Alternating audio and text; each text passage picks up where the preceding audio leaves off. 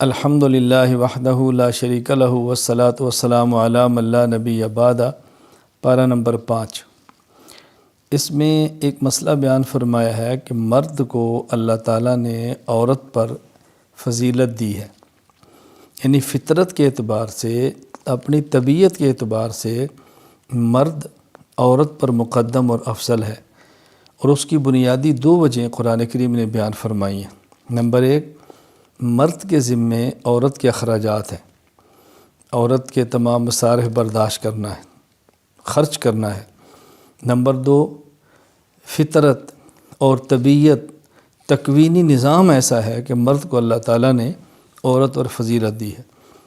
یہ بات یاد رکھ لیں، یہ عام مرد اور عورت کے اعتبار سے ضابطہ ہے، لیکن بعض خواتین علم و فضل میں یا کبھی جسمانی قوت اور طاقت میں کوئی خاص خاتون کسی مرد سے آگے نکل جائے تو اس سے ضابطے تبدیل نہیں ہوتے۔ عموماً ایک ماحول یہ بیان فرمایا ہے۔ میں اس کا مثال دیتا ہوں کہ جس طرح شہر میں رہنے والا دیہات میں رہنے والے سے عام طور پہ معاملات کے اعتبار سے یا تعلیم کے اعتبار سے بہت آگے ہوتا ہے، لیکن بسا اوقات ایک دیہات میں رہنے والا بندہ علم حاصل کر کے شہر والے سے بہت آگے نکل جاتا ہے۔ تو ایک ہوتا ہے عمومی نظام، ایک ہوتا ہے خاص کسی بندے کی فضیلت، وہ بالکل الگ چیز ہے۔ تو بہرحال فطرت کے اعتبار سے مرد کو اللہ تعالیٰ نے عورت پر فوقیت، عظمت اور فضیلت عطا فرمائی ہے۔ نمبر 2، یہاں طہارت کے مسائل بیان فرمائے ہیں۔ مثلاً وضو بھی کرنا ہے، جب نماز پڑھنی ہو، قرآن کریم کو ہاتھ لگانا ہو، یا کوئی ایسا مسئلہ جہاں طہارت کی ضرورت ہو تو وضو کرنا ہے۔ اور بعض حالات ایسے ہیں کہ جہاں پر غسل کرنا فرض ہوتا ہے۔ آدمی کو احتلام ہو جائے، اپنی اہلیہ کے پاس جائے تو غسل جنابت جسے کہتے ہیں، عورت حیض نفاس سے پاک ہو تو ان حالت میں غسل بھی کرنا ہوتا ہے۔ تو طہارت کے مسائل بھی اس پارے کے اندر بیان فرمائے ہیں۔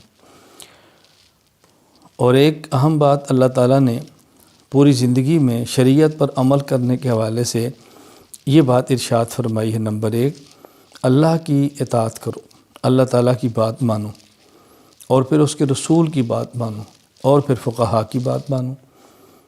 یہ 3 باتیں کیوں فرمائی ہیں؟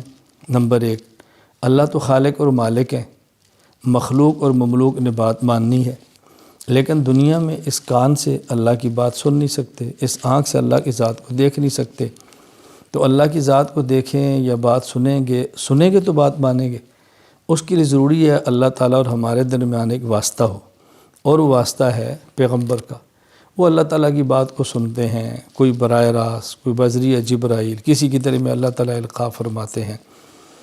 اور پھر ہمارے پیغمبر پاک عربی ہیں، ہم اجمی ہیں، عربی نہیں جانتے، اور کوئی عربی سمجھتا ہو تو قرآن و سنت کی تہہ تک نہیں پہنچ سکتا، اور پھر وہ نبی کی بات کیسے مانے؟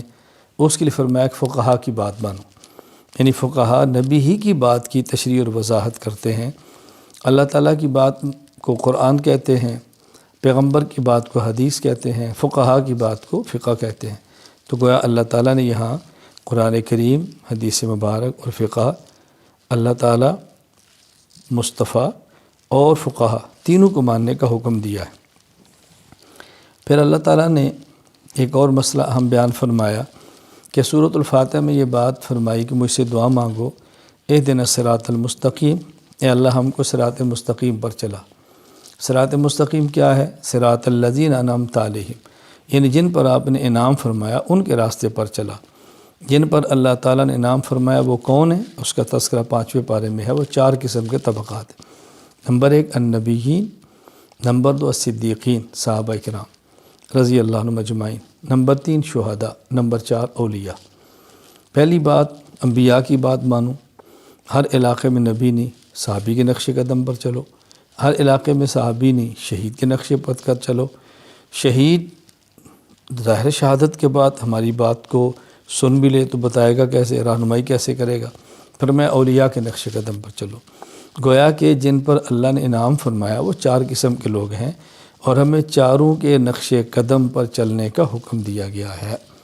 لہذا نبی کے راستے پر بھی چلنا ہے، صحابہ کو بھی تھامنا ہے، شہداء سے بھی قریب رہنا ہے، اور اولیاء امت کو ہرگز نہیں چھوڑنا، ہم نے ان چاروں کی اتباع کرنی ہے، نقش قدم پر چلنا ہے۔